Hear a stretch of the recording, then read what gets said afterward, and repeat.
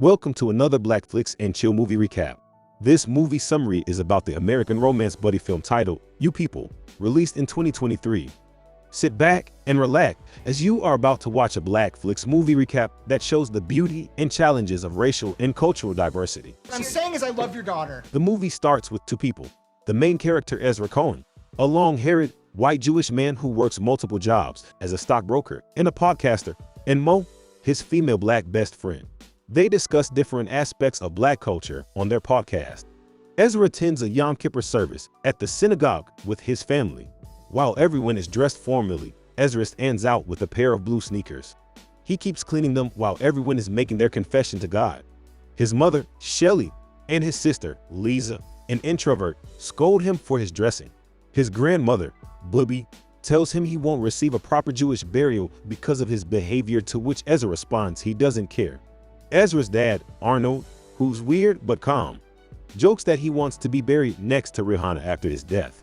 After the service, several members of the congregation hit him with a bunch of inappropriate comments and questions. Shelly asks Ezra to go on a date with Kim, a white Jewish girl with a PhD from Harvard, who she hooked him up with. The date doesn't go well because Ezra and Kim fail to make a connection. Ezra is frustrated about not finding the right woman and he vents to Mo. Mo tells him to stop being desperate and to be patient. Elsewhere, Amira, a Black stylist who's running late for her first day at work, breaks up with her boyfriend, Chris, because he's always trying to please her. Chris begs her while she packs her stuff from his house, but she doesn't listen. Ezra is in his office, lost in thought. He hates his job so much. His boss, Don, greets him, but Ezra gives a weak reply to Don's disappointment. While driving to work, Amira's GPS misleads her to Ezra's workplace. Coincidentally, Ezra has just finished work. He jumps into her car expecting a ride, and all he gets is a woman screaming and hitting him repeatedly. Ezra tries to explain that he thought she was his Uber driver, Hyacinth, because they really look alike, but Amira thinks Ezra is just being racist. Ezra then shows her a picture of his Uber driver, and she confirms the resemblance. Ezra offers to help her find her way to her office if she gives him a lift, and she agrees. They exchange contacts afterwards. Amira tells her brother, Omar, about Ezra, and she is going to have lunch with him. Omar warns her that Akbar, their father, wouldn't approve of her dating a white and non-Muslim man. Amira doesn't care. Akbar walks in and checks up on them. Omar tells him Amira is seeing someone new, and out of fear, Amira lies that Ezra is an African Muslim. Akbar gives her a few relationship tips. When Ezra tells Mo about Amira, Mo gets mad. She tells him it's not a good idea for a white guy to date a Black girl, but Ezra doesn't listen. Amira and Ezra enjoy each other's company during their first date. They decide to go on more so they can spend more time together. 6 months after their relationship is official, That's real. Ezra takes Amira to meet his family.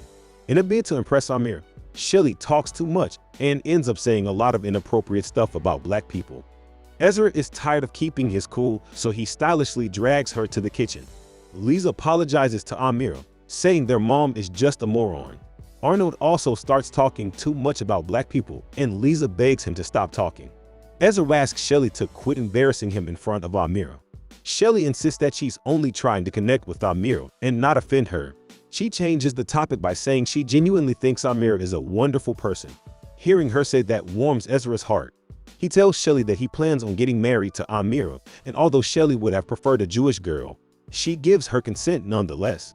They return to the sitting room to find Arnold playing an awkward song for Amira on his piano and Lisa feeling embarrassed. We should take it slow. Ezra cannot believe his eyes and apologizes to Amira for his father's behavior, but she says it's okay. After getting the engagement ring, Ezra shows it to Mo. Mo asks him if he's gone to see Amira's parents, and Ezra says no. She tells him to do that before proposing and to come up with a good cover story for the ring because it is embarrassingly too small for an engagement ring. Ezra says he'll tell Amira it's his grandmother's Holocaust ring, and Mo buys the story. Ezra meets up with Akbar and Fatima, Amira's mother, at a local Black restaurant. He tries to start a friendly conversation, but Akbar gives him a cold attitude. Ezra excuses himself to call the waitress to bring their food. While he's gone, Akbar tells Fatima he doesn't like Ezra and is not in support of Amira's relationship with him. Ezra returns and tells them the waitress is on a smoke break. He wants to tell them he loves their daughter. At first, he struggles to find the right words, which makes Amira's parents angry, and then he just comes out clean. He also lets them know he's planning to marry Amira. Akbar, who doesn't approve of his daughter being with a white man, gives Ezra a sharp stare and tells him he can try. Ezra goes to Amira's house and tells her about how terrible the meeting went. Afterwards, he proposes to her and she says yes. Ezra plans to quit his job and Amira helps him prepare a speech for Dawn. Ezra is afraid to give it, but she motivates him to do it. Ezra goes to work and enters Dawn's office. With shaky hands and fear in his voice, he hands over his resignation letter to Dawn and tells him he's resigning. Ezra runs away immediately after saying that. He gets home and lies to Amira that he bravely stuck it to Dawn. They drink to his resignation. Amira tells Ezra she's worried that their parents will ruin their relationship. They organize a dinner for both their parents, hoping it would fix things. Their parents have a few clashes due to their different backgrounds and beliefs. For instance, Ezra's parents want a rabbi to minister the wedding, and Amira's parents want an imam. To change the topic, Akbar narrates the story of how he got his cap. He says it was a gift from Louis Farrakhan. Ezra tries to impress Akbar by claiming to know and love Farrakhan. His parents are disappointed he's idolizing an external religious figure, but they keep their cool. When Akbar asks him what he loves about Farrakhan, Ezra starts to make stuff up and Amira subtly tells him to stop talking. While Akbar talks about Farrakhan, Shelley says she's aware of the terrible things he said about Jews. Sensing that a heated argument was about to start, Ezra invites everyone to the dining table for dinner. Amira suggests that they go on a boat ride later on. Her parents are not in support of the idea. They say black people have a bad history with boats. So I'm really having a good relationship with boats. Shelley says Jews have a similar history with trains. Akbar and Fatima feel Shelley is comparing the Holocaust to slavery. Arnold says Jews were the original slaves. Akbar says that the Holocaust happened thousands of years ago, while every black person in America is only 3 generations away from slavery. Arnold says that Jews are a vast minority compared to blacks, and it's because they were killed off systematically. Akbar says that those Jews are doing better and are more respected in the world than blacks. Shelley explains that the Jews worked for the things they enjoyed and nothing was handed to them on a platter. Fatima says that Jews were also involved in the slave trade and that the slave money was what put them at the top. Arnold disagrees with her. Akbar switches to police brutality and says blacks are at the receiving end, not Jews. A back and forth happens after that, and Fatima starts getting allergic to the candles on the table. Shelley takes the candles off the table and Ezra tries to take them from her. In the process, both candles fall on Akbar's cap and set it on fire. Amira and Ezra have a little argument before going to bed. After resolving it, they decide to get to know their parents better. Ezra rides with Akbar while Amira rides with Shelley. Akbar asks Ezra a lot of uncomfortable questions. He racially abuses Ezra, but Ezra lets it slide. On the other hand, Shelley annoys Amira with her inappropriate questions and jokes about her dad's coffee. It gets worse when Shelley starts singing with a voice so horrible it could make a dead man get up and run. Akbar takes Ezra to a local black barbershop. With his red hoodie, Ezra is dressed different from everyone else. Some of the black people there racially abuse Ezra while telling him to take off his hoodie. Ezra is about to obey them when Akbar deceives him into thinking he's going to get harassed more if he removes his hoodie. Ezra keeps it on and remains a laughingstock. Shelley takes Amira to a beauty salon. The receptionist is on a call and she asks them to wait. A white girl walks in and the receptionist greets her and lets her in. Shelley feels the receptionist is being racist, and despite Amira's pleas for her to let it slide, Shelley confronts the receptionist. While she does that, the white girl comes back, dressed in receptionist uniform, and that's when Shelley realizes she overreacted. After the barbershop, Akbar takes Ezra to a black basketball court. He sets up Ezra by getting him a playing spot. Akbar thinks Ezra is going to flops, so he brings out his phone to record. Ezra plays badly at first, but later adapts to the game and impresses everyone except Akbar.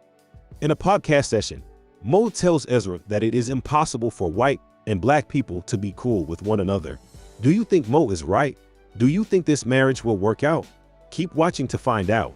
Both Amira and Ezra's parents hire wedding planners. Ezra's planner, Becca, suggests they do an old Hollywood theme for their wedding. Akbar and Fatima disagree because it wasn't a good era for black actors. Amira's planner, Demetrius, suggests a Tron theme instead, and both parents agree to it. Amira applies for a stylist job at a company owned by white people. Initially, these dudes are impressed by her designs and her ideas. After finding out she finished from Howard University, which is predominantly black, and not Harvard, which is a predominantly white school, they lose interest. Ezra and his guys are planning a trip to Vegas for his bachelor's party when Akbar and Omar show up last minute. Akbar is on a mission to ruin Ezra's mood. Amira, her friends Fatima, Shelly, and Lisa hang out at Palm Springs for her bridal shower.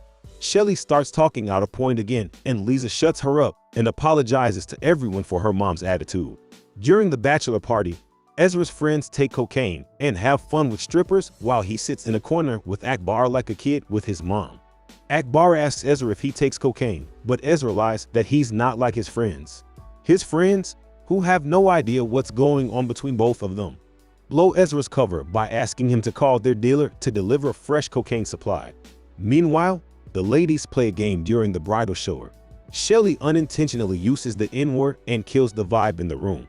She accidentally removes someone's wig and everyone leaves. Amira and Ezra later exchange their bad experiences. Amira tells Ezra about her failed job application. Ezra consoles her and offers to use some of his connections to get her the job. Amira refuses, stating she doesn't want a white man's help to get a job she's clearly qualified for.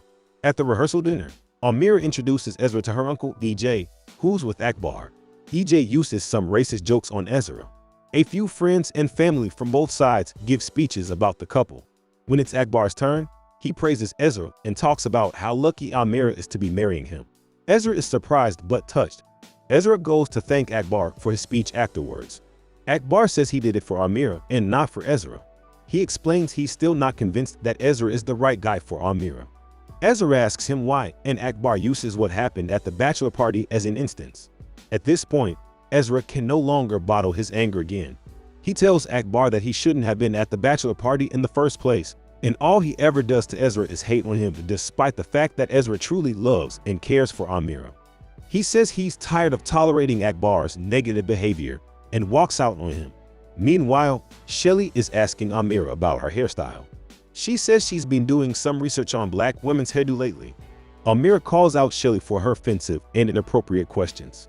She complains that Shelly is more interested in her being black instead of knowing her as a person. Amira and Ezra meet outside. They both agree that their marriage won't work out because of their family members. They make the difficult decision to break up and call off the wedding. This is why parents shouldn't get to decide who their kids can or cannot marry. Ezra goes back to dating boring women.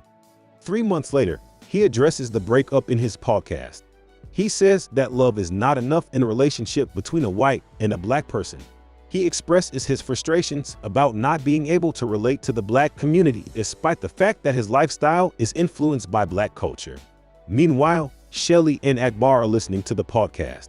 Akbar's with EJ, who tells him that Ezra makes a lot of sense and Akbar is being too hard on him for being white. Akbar gets defensive and brings up the cocaine incident. EJ reminds Akbar of some terrible things he also did in his youth. He makes Akbar understand that his hate on Ezra was also having a negative effect on Amira. Akbar regrets his actions and calls Shelly. They set up a meeting with their children in front of an event center and apologize for their behavior. So sorry. After the reconciliation, they invite Ezra and Amira inside to meet a wedding ceremony organized for them and officiated by an imam and a rabbi. The movie ends with both of them getting married in front of their friends and family.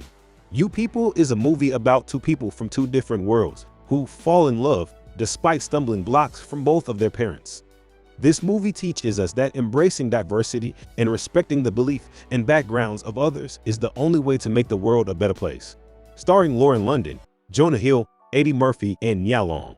It was directed by Kenya Barris, which is his feature film directorial debut. Thanks for watching. What do you think about the movie in general? Do you think the parents were wrong to interfere in the relationship? We'd love to hear in the comments. Don't forget to subscribe to our channel for more black movie recaps like this.